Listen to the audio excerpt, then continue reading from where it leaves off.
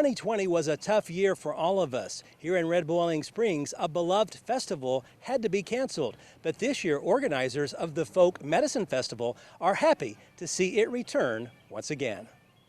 On the road, take me home to the place I belong. We're very excited to be able to have our Folk Medicine Festival again this year. Of course, we couldn't have it last year because of all the COVID-19 shutdowns, but it's a beautiful day today, and we know it's going to be a beautiful day for the festival.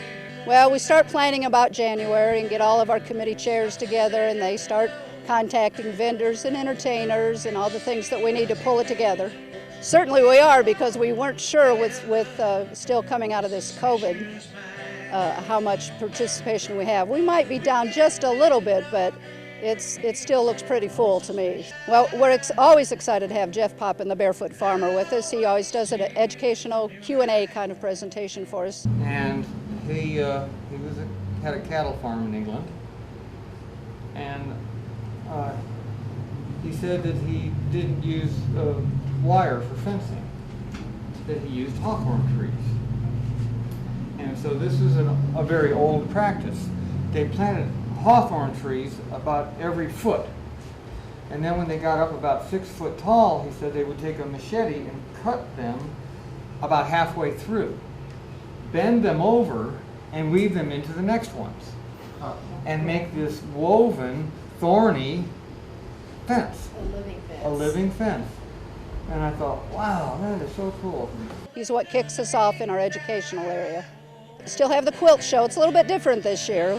It's not a judge show like we usually do. It's just a display, and we're letting everybody come in and visit and pick their favorite quilt, and we've got some cash prizes from Citizens Bank for those who get the first place and the most popular.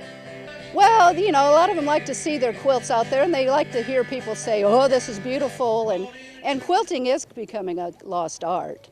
And so if some of these older ladies like my mom doesn't teach some of us younger ladies, well, probably not me because I'm not too skilled there, but how to do the quilting, we're going to lose it. We have 2 entertainment stages. We've got one over in the village, what we call the village, where we have all the demonstrators. Before I leave, may I live so my friends will follow me. And then we've got an entertainment stage behind us here on the porch of the palace. And so we've got entertainment all day long on both stages. Well, we want to support the young entertainers that we have, and we've got a lot of good ones here. It started back in the mid-1980s, and that was the name they went with. And we went along for about 15 or 16 years, then it kind of went into hiatus for about 10 years, and we picked it up in 2012. Well, this town was built on medicine, on the hot springs or the sulfur springs and that sort of thing. And you know, we had a lot of hotels that serviced people, and they would come in the summers, you know, for the season, and they'd drink the sulfur water, they'd take the sulfur mineral baths, and it was a health resort town in the 1920s and 30s. So that's part of what we're doing, is celebrating that heritage. It's part of who we are. So if we're not able to promote it and share it, then we kind of lose ourselves.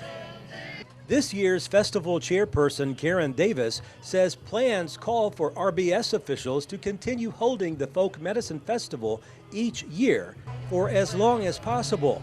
And after a 1-year break, I think it's probably fair to say everyone here appreciates this yearly gathering more than ever before. Reporting from Red Boiling Springs, Barry Hyatt, NCTV.